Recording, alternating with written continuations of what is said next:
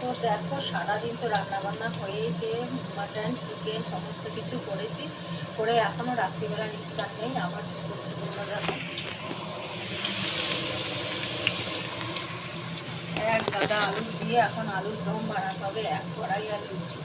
তাহলে বলো রাত্রি এখন 10টা বাজতে যায়, এখন সম্ভব এত কিছু করা? তেল ছিটে গেলে ঘন্টায় যতদিন না দিন লাগিয়ে দিই, এমন জোরে তাড়াহুড়ো করতে গেলাম তেল ছিটকে চলে এসেছে।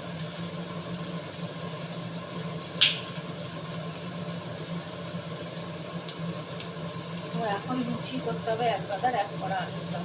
এখন বাজে রাত 10টা, তাহলে ভালো লাগে বলো? কি আর করবো, করতে তো হবে।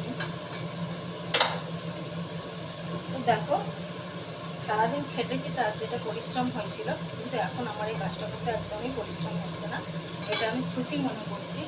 কারণটা কী জানো তো? কারণটা হচ্ছে আমার মেয়েদের স্কুলে সব বন্ধুরা সবাই খাইয়েছে, শুধু আমি নয়, কেউ ঝাল মুড়ি কেউ লুচি তরকারি খাইয়েছে। তো ওরা বলেছে লুচি আলুর দম খাবে। আমি বলেছি যে তাহলে আমাদেরও তো উচিত যে একদিন কিছু খাওয়ানো, সবাই নিয়ে যাচ্ছে। আমি বললাম জিজ্ঞাসা করি ওরা কী খাবে, বলেছে লুচি আলুর দম।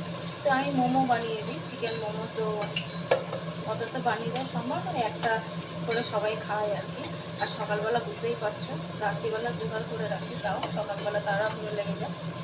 যাই হোক, তো ওরা বলেছে লুচি আলুর দম খাবে, কিন্তু সকালবেলা দেখো লুচি আলুর দম অতটা করে উঠতে পারবো কিনা, তাই রিস্ক নিচ্ছি না। আলুর দমটা করবো, করে রেখে দেবো, আর সকালবেলা ময়দাটা মেখে রেখে দিতে হবে, সকালবেলা লুচিটা ভাজবো আর নিয়ে যাবো। কিন্তু বাচ্চা ওরাও আমার মেয়ের মতনই, তাই না? তো ওরা ওদের জন্য করছি, তাতে কিন্তু আমার কোনো খাটুনি লাগছে না। আমার ভীষণ আনন্দই হচ্ছে যে ওরা খেতে চেয়েছে।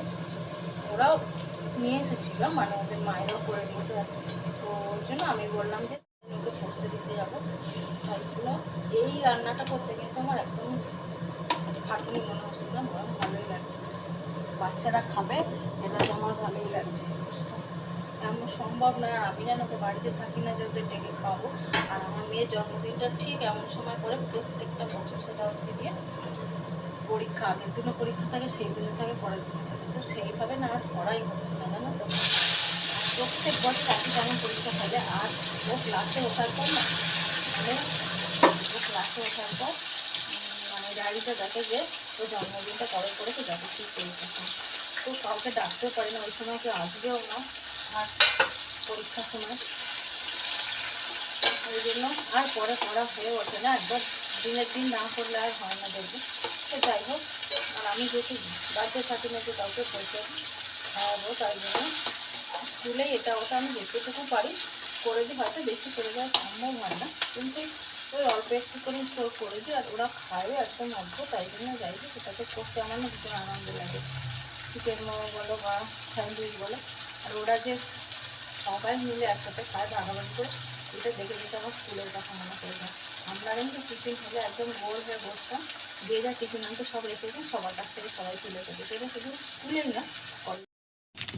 তো দেখো এই যে আমাদের লাল কষা কষা আলুর দম হয়ে গেছে, আর এই যে এতটুকুনি রেডি করে রেখে দিয়েছি, বাকিটা সকালে হবে। তো দেখো এই হ্যান্ড ওয়াশটা আসার সময় কিনে এনেছি, এটা হচ্ছে দাম 10 টাকা। এই হ্যান্ড ওয়াশটা শেষ হয়ে গেছে, তো এটা গুলে ঢেলে দিলে কিন্তু ভীষণ ভালো, আর গন্ধটা কিন্তু খুব সুন্দর ডেটালে। তো 10 টাকায় 1 বোতল হয়ে যাবে, অনেকটাই সাশ্রয়, জানো, তার খুব ভালো গন্ধ। তো আমি একেবারে বোতল কিনে নিয়েছি, বাকি যখন লাগে তখন হচ্ছে গিয়ে আমি এটাই গুলে নিয়ে নিই। তোমরা কারা এটা ইউজ করো অবশ্যই জানিও, কিন্তু ভীষণ ভালো। চলো টাটা।